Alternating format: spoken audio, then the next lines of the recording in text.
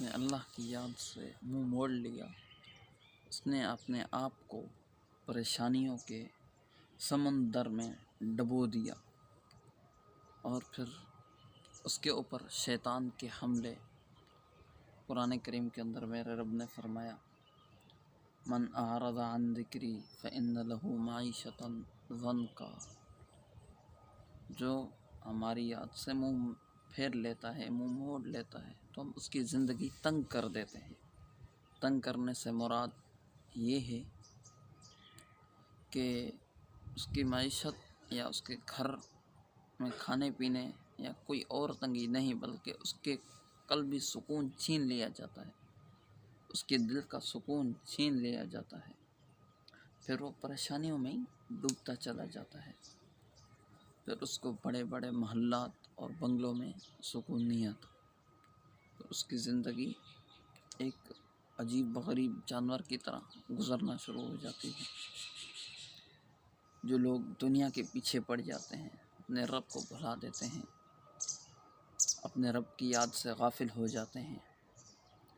ایسے ہی ایک بہت بڑے شخص کا واقعہ یاد آیا کہ وہ اپنے ایک گھوڑے پر سوار تھا، تو نہر کے کنارے وہ جا رہا تھا۔ پھر اللہ جانتا ہے کہ یا اس کو چکر آئے ہیں یا وہ جو ہے اس کے گھوڑے کا پاؤں پھسلا ہے، بہرحال وہ نہر میں جا کر گرا۔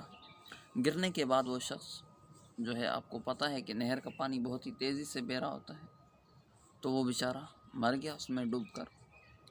جا کے کہیں دور دراز کے گاؤں میں اس کی جا کے وہ لاش نکلی پانی میں بہہ بہہ کر۔ وہاں کے مقامی لوگوں نے کیا کیا کہ اس کو دیکھا، اس کی شناخت کی، وہ مسلمان تھا، لیکن گاؤں والوں کو بلایا، کہا اگر آپ کا رشتہ دار ہو تو اس کو پہچان لو۔ گاؤں والوں نے کہا کہ ہمارا رشتہ دار تو یہ ہے ہی نہیں۔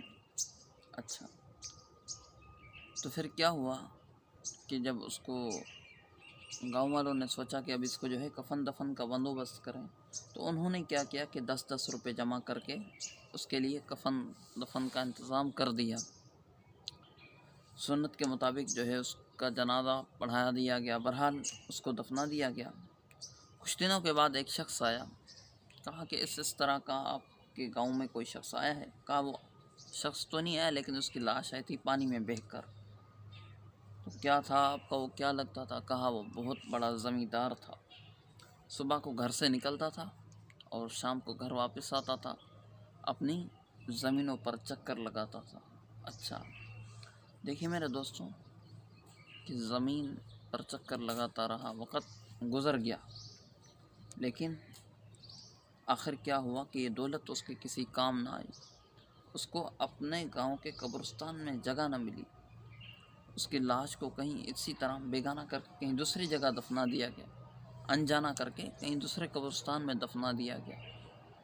تو نہ اس کی دولت کام آئی، نہ اس کی شہرت اس کے کام آئی، کوئی چیز کام نہیں آئی۔ جب وقت آ پہنچا تو پتہ نہیں کہاں جا کر اس کو دھکیل دیا۔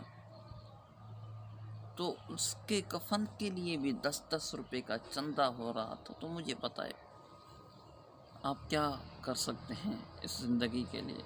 اگر ایک شخص فرش پر سو رہا ہو، اگر اس کو سکون مل جائے زندگی کے